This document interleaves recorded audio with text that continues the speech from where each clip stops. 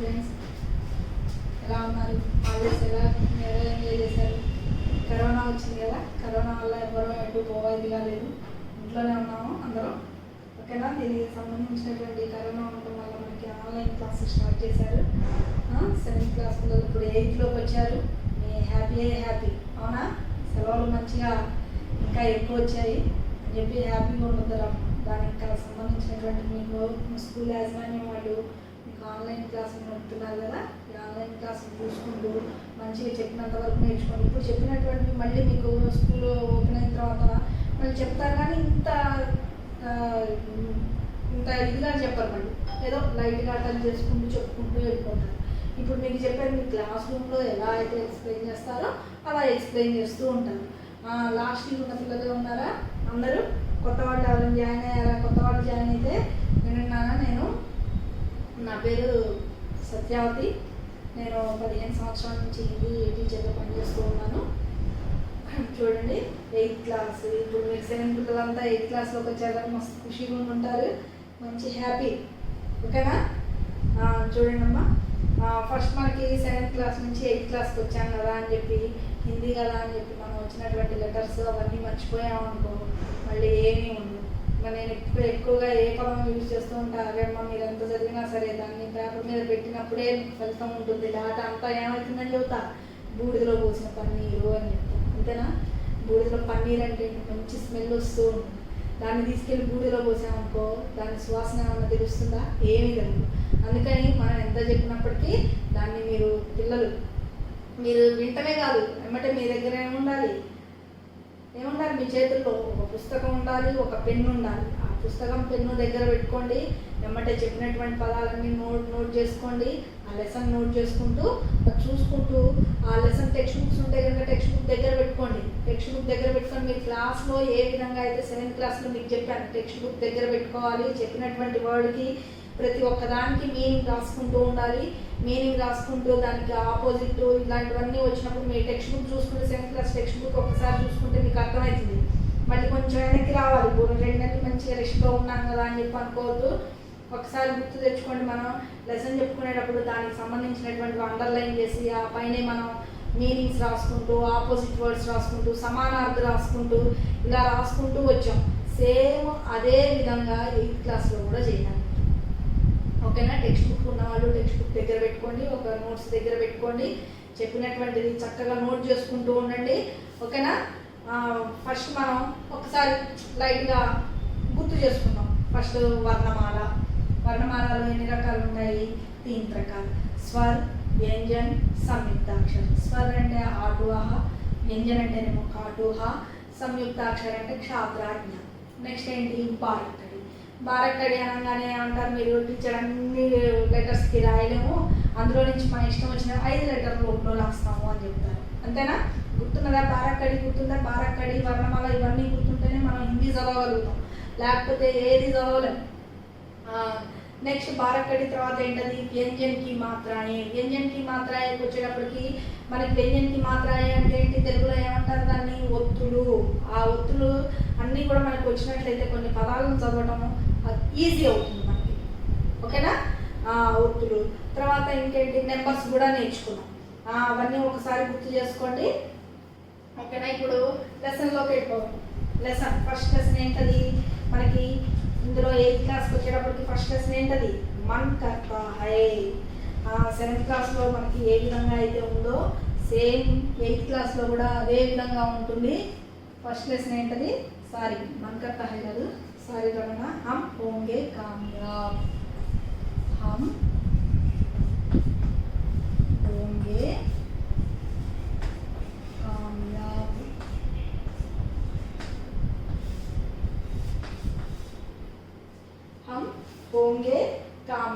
हम होंगे कामयाब. కామయాబ్ అంటే ఏంటది? సక్సెస్, సఫల్. దీని మీనింగ్ ఏంటి? సఫల్ అంటే ఏదైనా మనం చేసేటప్పుడు ఏం ఆలోచిస్తాం? ఈ పనిలో మనం సక్సెస్ అవ్వాలి అని అనుకుంటాం. మనం ఇప్పుడు నేను ఈ పాఠం చెప్పాలి అని అనుకున్నాం, ఈ పాఠం చెప్పడంలో సక్సెస్ అవ్వాలి అనుకుని పాఠం పేరు రాసి నిల్చుంటే సరిపోతుందా? ఏం చేయాలి? ఆ పాఠం మీకు అర్థమయ్యేటటువంటి విధంగా చెప్పినప్పుడే మీరందరూ అది అర్థమైంది అని చెప్పినప్పుడు నేను ఆ పాఠం చెప్పడంలో సక్సెస్ అయినట్టు. అంటే సఫల్ అంటే విజయాన్ని సాధించినట్టు. కిసి కామ్ కర్నేకే సమయ్ అంటే మనం ఏదైనా పని చేయడానికి మెహనత్ కర్నా చాహియే. ఏదైనా పని చేయడానికి మనం ఏం చేయాలి, ఫస్ట్ బాగా కష్టపడాలి. కష్టపడినప్పుడే దాని ఫలితం ఎలా ఉంటుంది, మనకి సంతోషాన్ని ఇచ్చే విధంగా ఉంటుంది. కిసి కామ్ కర్నే కే సమయ్ మెహనత్ కర్నా చాహియే. ఓకేనా, ఉస్ కామ్ మే సఫల్ కర్నా. అప్పుడే ఆ పని మీద మనం విజయాన్ని సాధించిన వాళ్ళం అవుతాము. ఫస్ట్ చూడండి అమ్మా, హోంగే కామ్యాబ్లో మనకి ఫస్ట్ పిక్చర్ ఇచ్చాడు. ఈ పిక్చర్ గురించి మనం ఏమీ నేర్చుకోవాల్సిన అవసరం లేదు, అంటే మామూలు చూసి వదిలేద్దాము. చూసి ఆ పిక్చర్ చూసి తర్వాత లెసన్లోకి వెళ్దాం. ఆ పిక్చర్లో చూడండి, ఒక చెట్టు, ఆ చెట్టు మీద కొంతమంది పిల్లలు, ఆ కింద 2 పిల్లలు కూర్చొని పుస్తకం తీసుకొని చదువుకుంటూ ఉన్నారు. వాళ్ళు ఏం చేస్తున్నారు ఏంటి అని చెప్పి ఇక్కడ క్వశ్చన్స్ ఏవో ఇచ్చాడు. ఆ క్వశ్చన్స్కి ఆన్సర్ మనం తెలుసుకున్నా కానీ మనకి ఎగ్జామ్లో రావు. ఏం చేస్తున్నారు, చిత్రమే క్యా క్యా దిఖాయి దే రహే హై అని ఇచ్చాడు. చిత్రంలో మనకి ఏమేమి కనపడుతున్నాయి అన్నాడు. ఏక్ పేడ్, ఆస్మాన్, లడక, లడకి, లड़कियां, लड़के, औरतें ఆది దిఖాయి దే రహీ హై. ఓకే, మొదలైన వాళ్ళు వీళ్ళంతా కనపడుతూ ఉన్నారు. वे एक दूसरे से क्या कर रहे हैं. वे एक दूसरे से ఏం చేస్తున్నారు, వీళ్ళు ఒకరికొకళ్ళు మాట్లాడుకుంటూ ఉన్నారు. एक दूसरों से बातचीत कर रहे हैं. వీళ్ళు ఒకరికొకళ్ళు ఏం చేస్తున్నారు, చెట్టు దగ్గర నిల్చొని మాట్లాడుకుంటూ ఉన్నారు. वे क्या कर रहे हैं, ఏం చేస్తున్నారని చెప్పుకుందాం మనం. వీళ్ళు ఒకరికొకళ్ళు మాట్లాడుకుంటున్నారు, కొంతమంది చదువుకుంటూ ఉన్నారు. वे दूसरों के साथ खेलते हैं और एक दूसरों को बातचीत कर रहे हैं और 2 व्यक्ति यहाँ पेड़ के नीचे बैठकर पढ़ रहे हैं. ఇద్దరు వ్యక్తులేమో దాని కింద కూర్చొని మంచి పుస్తకాలు చదువుకుంటున్నారు. పైన పిల్లలు ఏం చేస్తున్నారు, ఆడుకుంటూ ఉన్నారు. కొంతమంది ఏం చేస్తున్నారు, ఒకరికొకళ్ళు ముచ్చటించుకుంటూ ఉన్నారు, మాట్లాడుకుంటూ ఉన్నారు.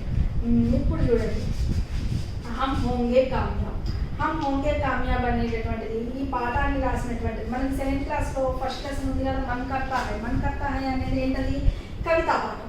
ఆ కవితా పాఠాన్ని రాసినటువంటి కవి ఎవరు గుర్తున్నాడా మీకు, ఎవరు, సురేంద్ర విక్రమ్.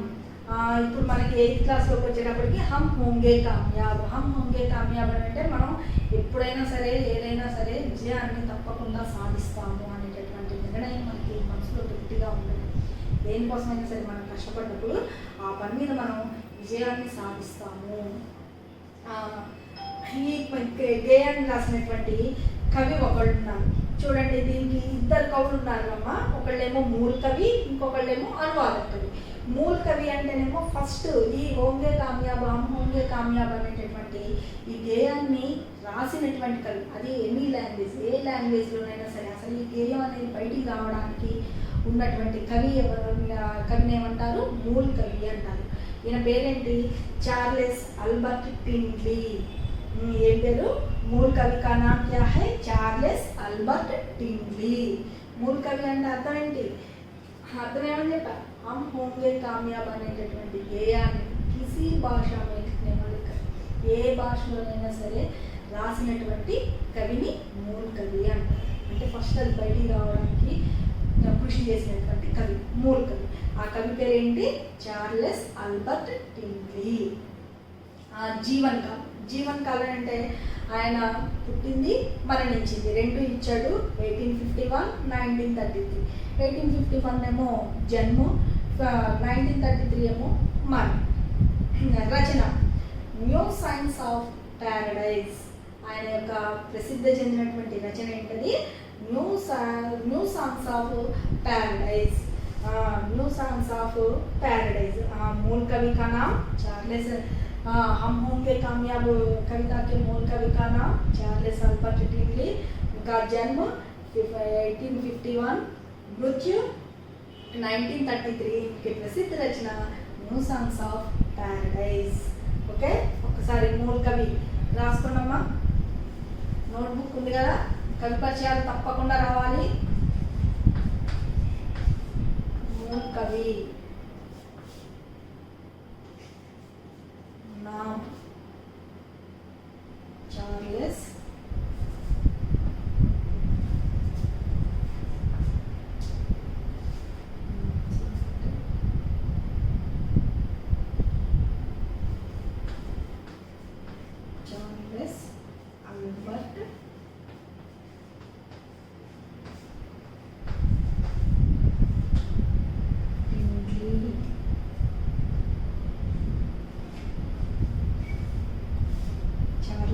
अल्बर्ट टिंगली जन्म ఇప్పుడు 1851 మృత్యు ఎప్పుడు 1933 ప్రసిద్ధ రచన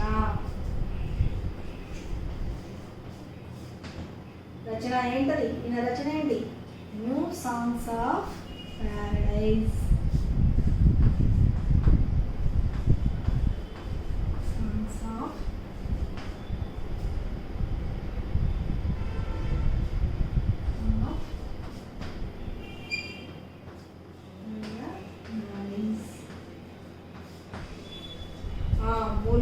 मूल कवि का नाम चार्ल्स अल्बर्ट टिंगली जन्म 1851 मृत्यु 1933 रचना न्यू सांग्स ఆఫ్ ప్యారడైజ్ దీన్ని ఏదో ఒక భాషలో రచించినటువంటి కవి మరి మనకి హిందీ భాషలోకి ఎలా వచ్చింది మూల కవి అంటే అర్థం చెప్పారు కదా మూల కవి అంటే ఎనీ లాంగ్వేజ్ ఏ లాంగ్వేజ్లోనైనా సరే రాసినటువంటి అసలు హమ్ హోంగే కామయాబ్ అనేటటువంటి పాఠాన్ని రాసినటువంటి కవి చార్లెస్ అల్బర్ట్ టింగ్లీ దీన్ని ఈ టింగ్లీ రాసినటువంటి కవితా పాఠం ఏదైతే ఉందో ఈ గేయాన్ని మనకి హిందీలోకి అనువదించినటువంటి కవి ఒకడు ఉన్నాడు ఆ కవిని ఏమంటారు అనువాదక కవి అంటారు ఆ అనువాదక అంటే వేరే లాంగ్వేజ్లో ఉన్నటువంటి దాన్ని మన హిందీలోకి రాసినటువంటి కవి ఆ కవి పేరు ఏంటది గిరిజా కుమార్ మాథూర్ కవి కా నామ్ अनुवादक कवि का नाम गिरिजा कुमार माथुर माथुर का जीवन काल 1990 to 1994 रचना मैं वक्त के हूँ सामने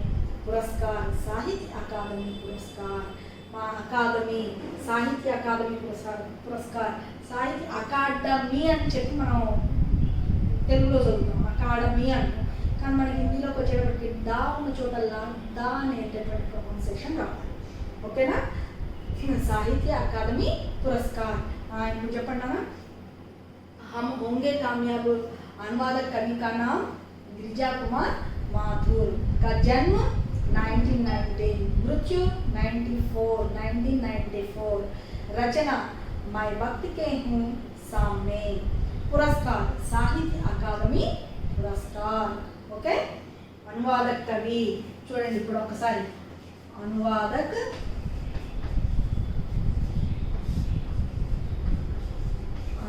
कवि अनुवादक అంటే ఏంటి వేరే లాంగ్వేజ్లో ఉన్నటువంటి గేయాన్ని హిందీలోకి అనువదించినటువంటి కవి కా నామ్ ఏంటది గిరిజా కుమార్ మాథూర్ గిరిజా కుమార్ గిరిజా కుమార్ మాథూర్ జన్మ ఇప్పుడు 1919 మృత్యు అనొచ్చు మరణ అనొచ్చు నిధన అనొచ్చు మీ ఇష్టం ఏదైనా అనొచ్చు మృత్యు ఎప్పుడు 1994 రచన मैं वक्त के हूँ सामने रचना मैं वक्त के हूँ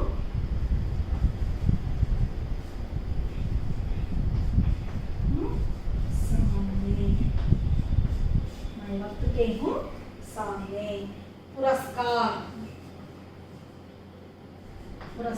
పురస్కారం అంటే ఆయనకి సన్మానం జరిగింది దేనికి ఎవరు ఇచ్చారు ఆయనకి సన్మానం ఎవరు సన్మానం చేశారు అంటే ఎవరు రెస్పెక్ట్ ఇచ్చారు గౌరవించారని సాహిత్య అకాదమీ పురస్కారానికి లభించినటువంటి పురస్కారం ఏంటది సాహిత్య అకాదమీ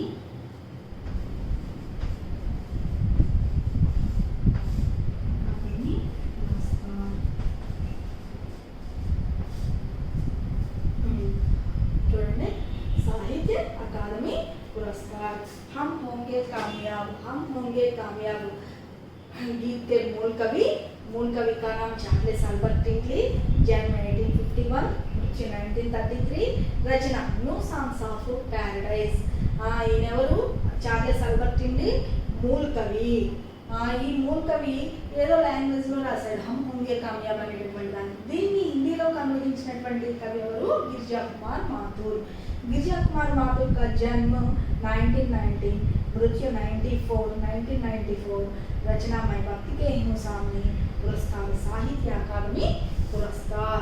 ओके, कवि परिचय ये రెండు कवि परिचयाలు రావాలి। मूल कवि, अनुवादक कवि। मूल कवि का नाम क्या है? Charles Albert kingly. अनुवादक कवि का नाम क्या है? गिरिजा कुमार माथुर। अनुवादक कवि का जन्म 1919, मूल कवि का जन्म 1851, मूल कवि का मृत्यु 1933, अनुवादक कवि का निधन 1994, मूल कवि की रचना न्यू सॉन्ग्स ऑफ पैराडाइज, अनुवादक कवि की रचना मैं भक्ति के हूँ सामने। अनुवादक कवि की पुरस्कार కూడా వచ్చింది, मूल कवि की पुरस्कार లేదు, मूल का अनुवादक कवि का पुरस्कार साहित्य अकादमी पुरस्कार। ओके, कवि परिचयाలు అర్థమైనాయి కదా। मूल कवि, अनुवादक कवि। मूल कवि चार्ल्स अल्बर्ट किंगली, अनुवादक कवि ఎవరు? గిరిజా కుమార్ మాథుర్। ఓకే, నోట్ చేసుకున్నారా? ఇప్పుడు పోయంలో పోదాం।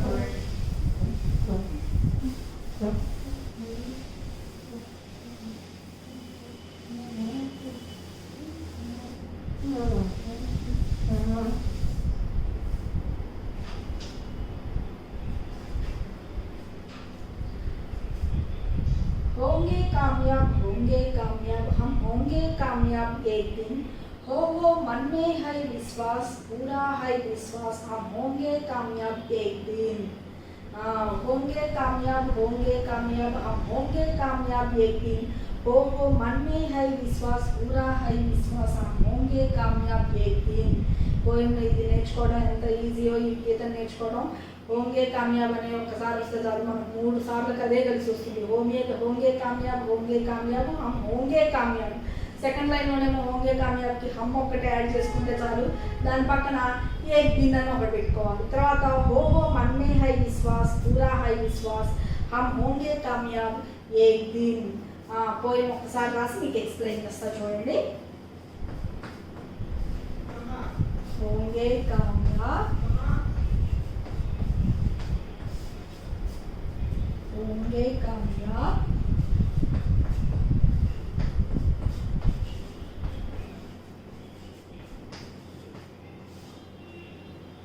हम होंगे कामयाब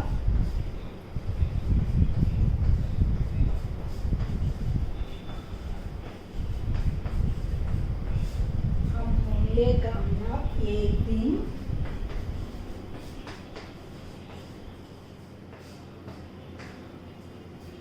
हो मन में है विश्वास,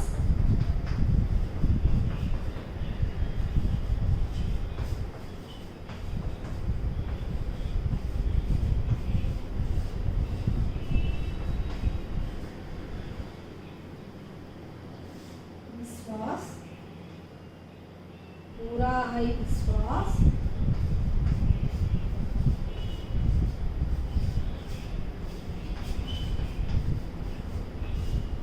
पूरा है विश्वास, हम होंगे कामयाब एक दिन।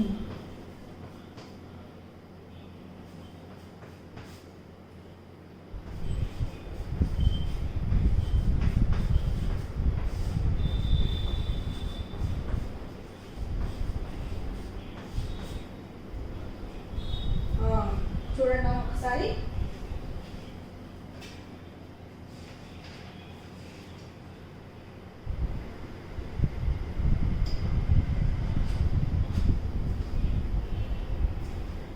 होंगे कामयाब हम होंगे कामयाब एक दिन, हो मन में है विश्वास, पूरा है विश्वास, हम होंगे कामयाब एक दिन।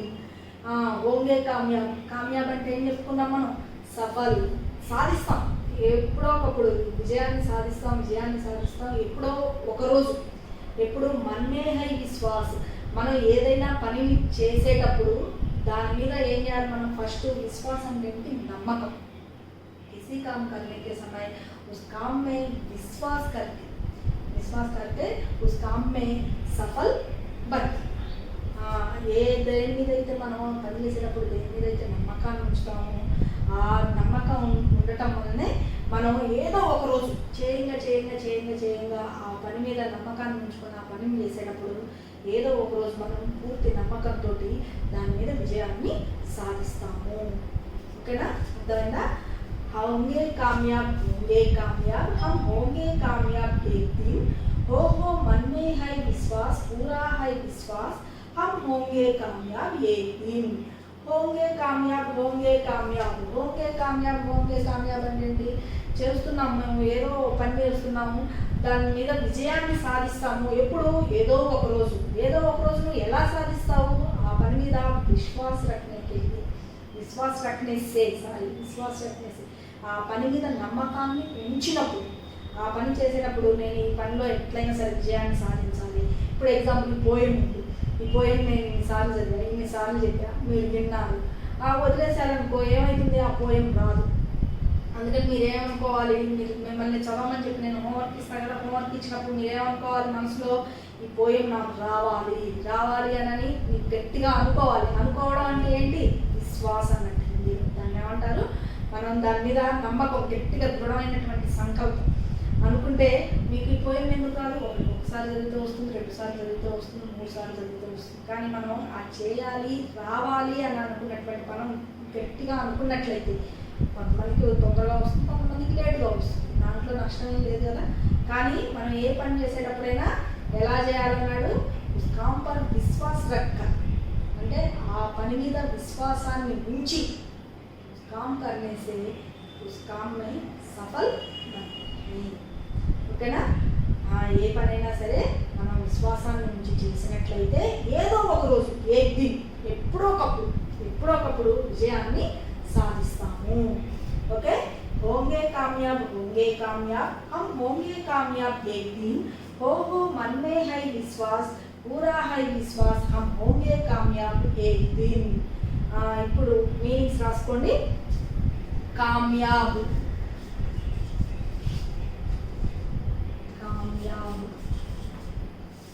అంటే ఏంటి? సఫల్, సమానార్థి, సఫల్. హమ్ అంటే ఏంటి? మనకు తెలుసు కదా. హమ్ అంటే ఏంటి? మేము, మనము. ఏక్ దిన్, ఏక్కి బహువచనం ఏంటది? వచన్, మర్చిపోయారా? పైన వచన్. ఏక్ అనేక్. ఏక్ ఏంటి? అనేక్. ఓహో మన్ కి సమానార్థం ఏంటి? దిల్, హృదయ.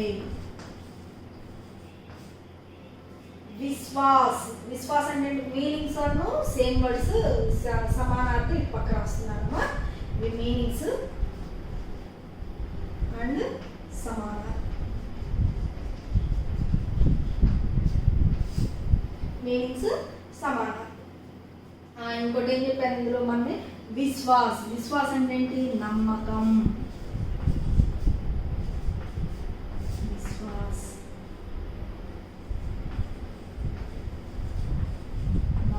హిందీలో అయితే ఏమంటారు? భరోసా అంటారు. భరోసా మీకు గుర్తుండటం కోసం ఇది. తెలుగులో అయితే నమ్మకం. విశ్వాస్కి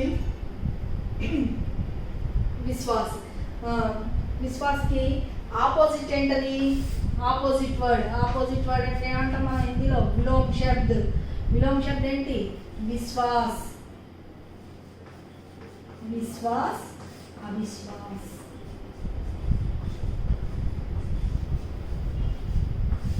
అంటే విశ్వాసం నమ్మకం ఉండటం, నమ్మకం లేకపోవడం. నెక్స్ట్ పూరా అంటే ఏంటి? పూర్తిగా, కంప్లీట్. పూరాకి ఆపోజిట్ ఏంటి? కంప్లీట్. ఇంకోటి ఏంటది? ఇన్కంప్లీట్. పూరా అంటే సగం అని కూడా వస్తుంది. పూరా ఆధా. పూరా అంటే పూర్తిగా, ఆధా అంటే సగం. హమ్ హోంగే కామయాబ్ ఏక్ దిన్. ఓకేనా? అర్థమైందా? हम होंगे कामयाब हम होंगे कामयाब एक दिन, हो मन में है विश्वास, पूरा है विश्वास, हम होंगे कामयाब एक दिन. कामयाब సమానార్థం మీనింగ్స్ ఇందులో రాశాను ఇక్కడ. కామయాబ్ సఫల్, మన్ దిల్ హృదయ్, విశ్వాస్ అంటే భరోసా, నమ్మకం. వచనంలో ఏకవచనం బహువచనం ఉన్నాయి మనకి. ఇందులో వచ్చినటువంటిది ఏంటది? ఏక్, అనేక్, విశ్వాస్, అవిశ్వాస్, పూరా, ఆదా. ఇంకోటి కూడా ఏకవచనం బహువచనంలో రాసుకోవచ్చు. ఏకవచనం ఏంటది? మై. మైకి బహువచనం ఏంటది? హమ్. ఇదిగో చూడండి ఇక్కడ హమ్ ఉంది, మనకి ఎన్నిసార్లు వచ్చిందో. ఓకేనా? వచనంలో ఏంటి? ఏక్, అనేక్, మై, హమ్. ఆపోజిట్లో ఉన్ననేమో విశ్వాస్, అవిశ్వాస్, పూరా, ఆదా. సమానార్థ మీనింగ్స్లలోనేమో కామ్యాబ్, సఫల్, మన్. మన్ అంటే దిల్, హృదయ్. విశ్వాస్ అంటే నమ్మకం. నమ్మకాన్ని ఏమంటారు అని చెప్పి హిందీలో? భరోసా. ఓకే, దీనికి భావం ఉంటుంది, రాసుకున్నాను ఒకసారి. భావ్ मन में दृढ़ विश्वास है कि ఇక్కడ రాయను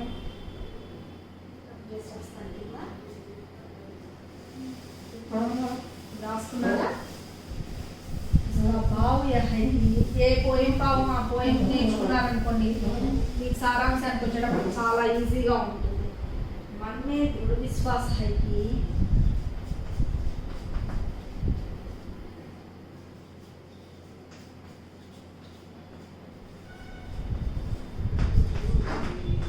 विश्वास है कि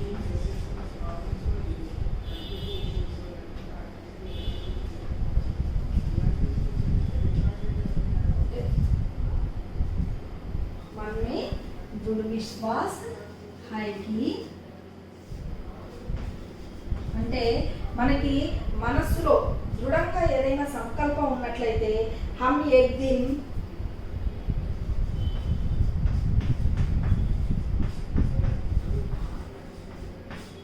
हम एक दिन जरूर कामयाब होंगे, जरूर कामयाब होंगे, जरूर कामयाब होंगे. అర్థాత్. అర్థాత్ అంటే అసలు ఇంతవరకు రాసినా చాలు, ఫస్ట్ ఇంతవరకు నేర్చుకోండి. దీని భావం ఏంటి? मन में दृढ़ विश्वास है कि हम एक दिन जरूर कामयाब होंगे. మన మనసులో ఏదైనా సరే దృఢంగా నమ్మకాన్ని కనుక ఉంచుకున్నట్లయితే, నమ్మకాన్ని కనుక కలిగి ఉన్నట్లయితే, हम एक दिन మనం ఏదో ఒక రోజు జరూర్ అంటే అనుకున్న వెంటనే తొందరగా కామయాబ్. కామయాబ్ అంటే సమానార్థం ఏం చెప్పా? సఫల్. సఫల్ హోంగే, ఆ పని మీద విజయాన్ని సాధిస్తాము. ఓకే, ఇప్పుడు చెప్పినటువంటి ఫస్ట్ పోయంలో ఫస్ట్ లెసన్లో ఏం చెప్పాను నేను? కవి, మూల కవి, అనువాదక కవి, ఫస్ట్ పోయం చెప్పా. దాంట్లో ఉండేటటువంటి మీనింగ్స్, భావం చెప్పాను. అంతవరకు రేపు హోంవర్క్ అంటే నెక్స్ట్ క్లాస్కి మీరు హోంవర్క్ చేసి ఉంచాలి. ఓకేనా? చెప్పింది మొత్తం ఒకసారి రివైజ్ చేయండి. होमवर्क पोएम भाव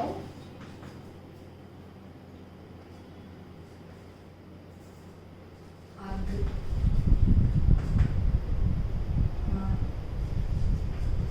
कविता